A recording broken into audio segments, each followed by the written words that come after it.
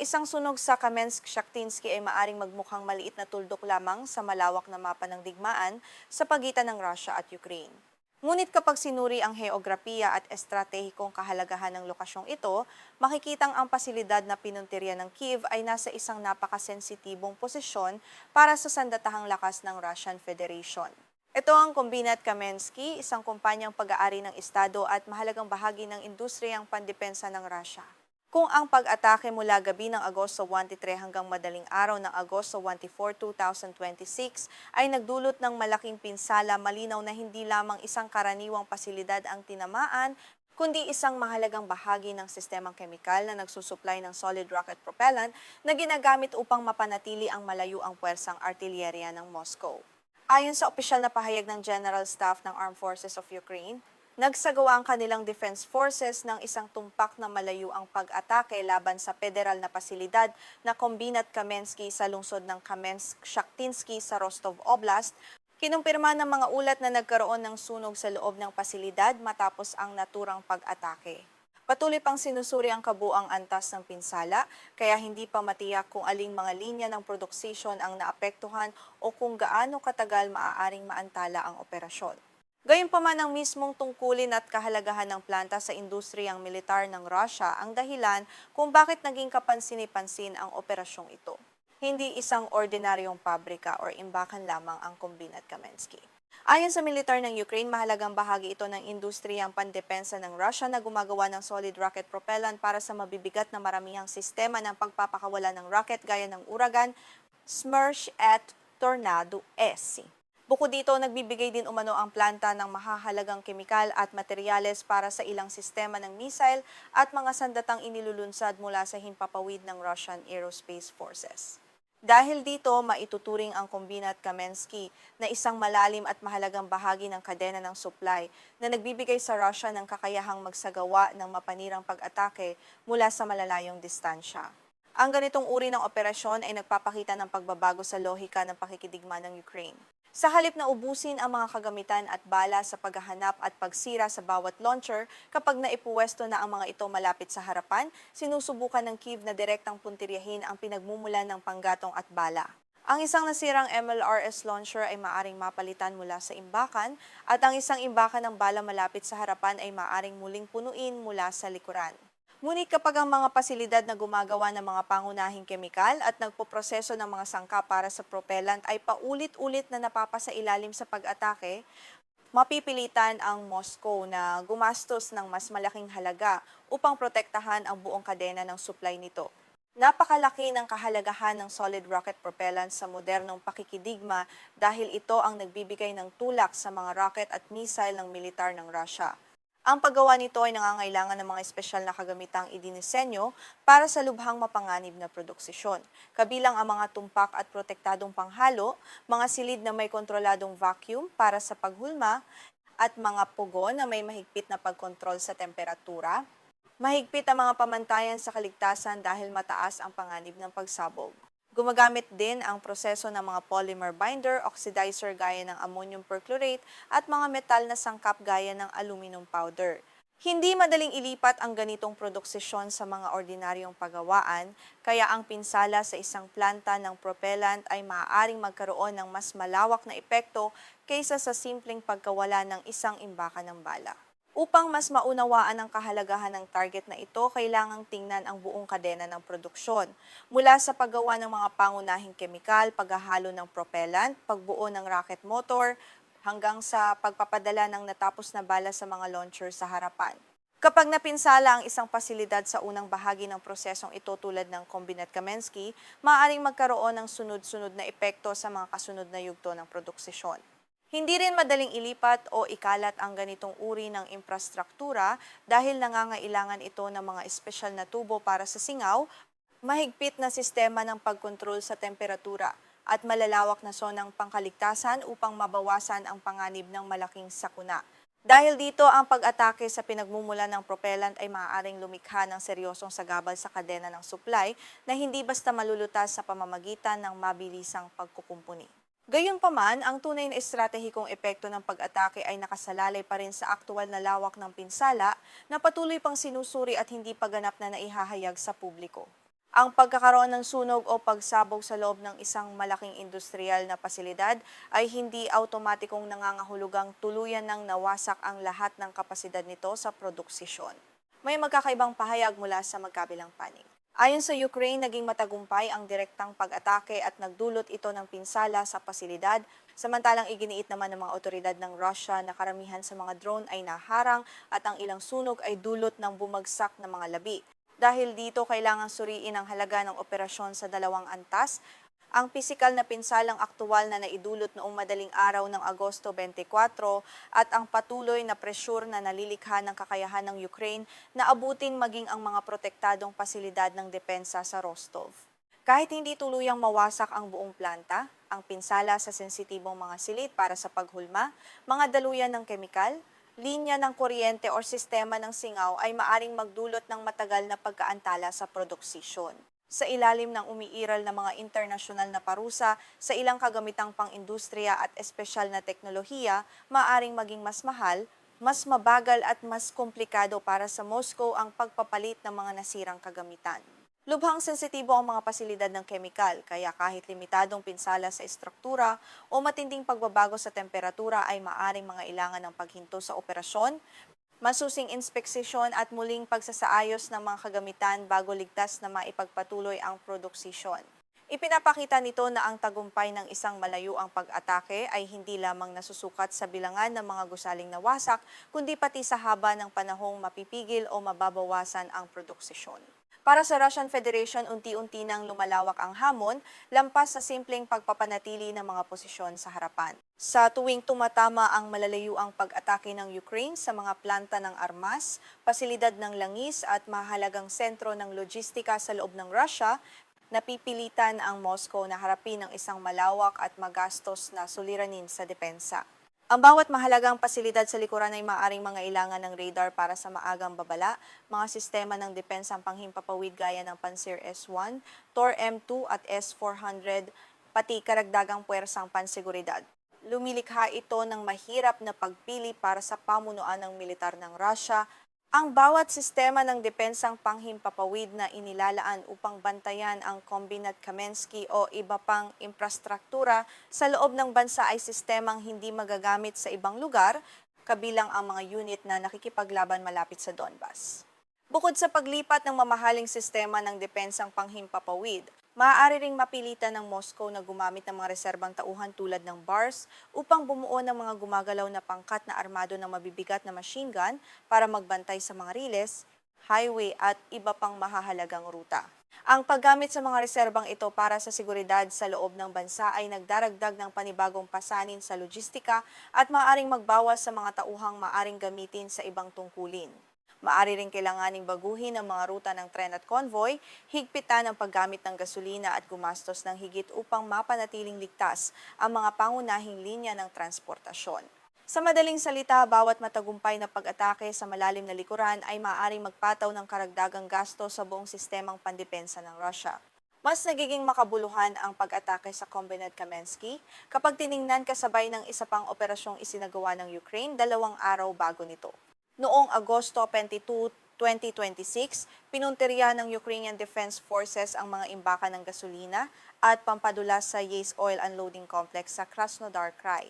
Ang pag-atake sa pasilidad ng langis at logistika na sinundan pagkaraan ng humigit kumulang 48 oras ng pag-target sa isang planta ng solid rocket propellant ay nagpapakita ng posibleng magkakaugnay na direksyon ng malalayo ang pag-atake ng Ukraine.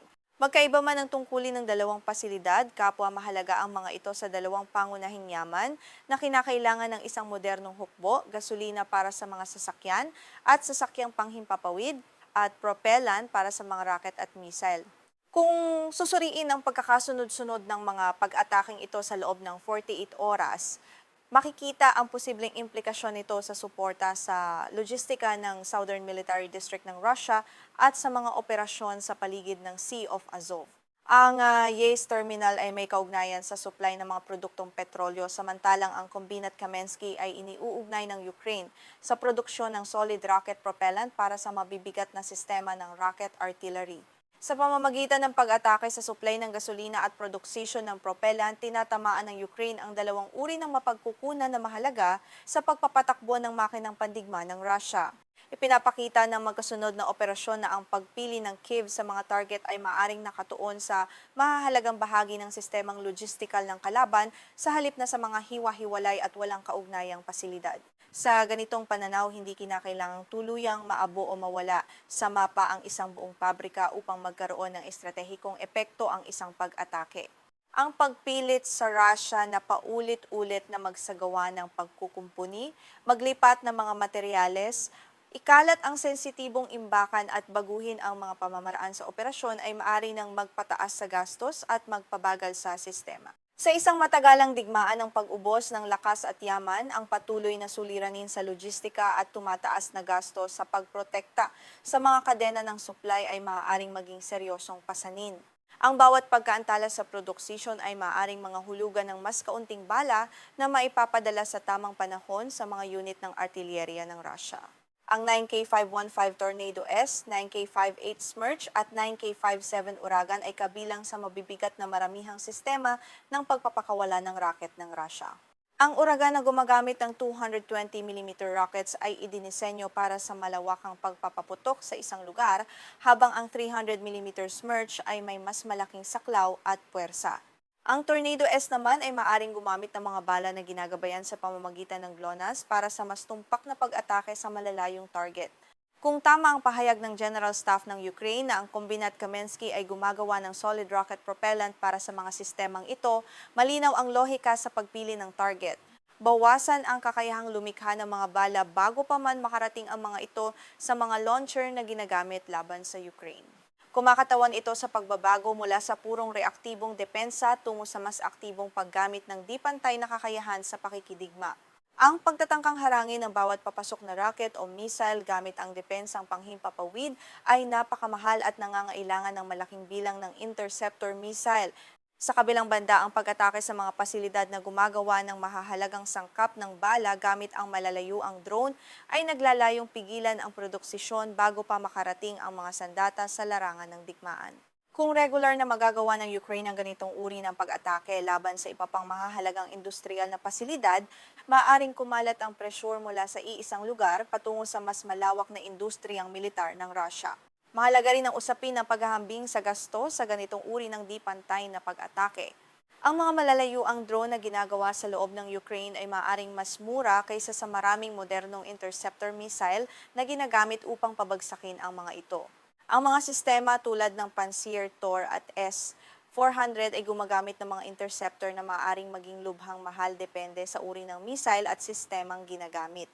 Kahit maharang ng depensang panghimpapawid at sistemang elektronikong pandigma ng Russia ang malaking bahagi ng mga papasok na UAV, ang limitadong bilang ng drone na makalusot at makapinsala sa espesyal at mamahaling kagamitang pang-industriya ay maaari pa ring lumikha ng hindi pantay na gastos para sa nagtatanggol na panig. Dahil dito, ang malawak na heograpiya na matagal na naging malaking bentahe ng Russia ay unti-unting nagiging mas mahirap gamitin bilang ganap na ligtas na likuran. Ang mga rehiyon tulad ng Rostov Oblast at Krasnodar Krai ay matagal na mas malayo sa matitinding labanan sa Donbas. Ngunit habang pinauunlad ng Ukraine ang sariling kakayahan para sa malalayuang pag-atake, nababawasan ang katiyakan na ligtas ang mga pasilidad na nasa malalim na bahagi ng teritoryo ng Russia. Kinakailangan na ngayong isipin ng Moscow ang proteksyon hindi lamang ng mga puwersa sa harapan kundi pati ng mga pabrika, refinery at planta ng kemikal na sumusuporta sa operasyon ng militar. Para sa Ukraine, ang ganitong paraan ay maaaring magsilbing mahalagang bahagi ng dipantay na pakikidigma laban sa isang kalabang may mas malaking populasyon at kapasidad sa industriya. Mahirap para sa Kyiv na direktang tapatan ang Russia batay lamang sa kabuuang bilang ng mga tauhan, laki ng badyet, dami ng tradisyonal na bala ng artilyerya o bilang ng mga nakabaluting sasakyan. Ngunit maaaring subukan ng Ukraine na bawasan ang ilan sa mga bentaheng iyon sa pamamagitan ng pagtukoy sa pinakamahahalagang makitid na bahagi at kritikal na punto sa kadena ng supply.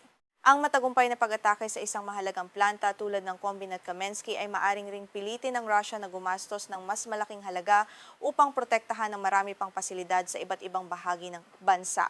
Ayon sa mga karagdagang pahayag ng General Staff ng Ukraine, magpapatuloy ang mga operasyon laban sa mahahalagang pasilidad na sumusuporta sa kakayahang militar ng Russian Federation.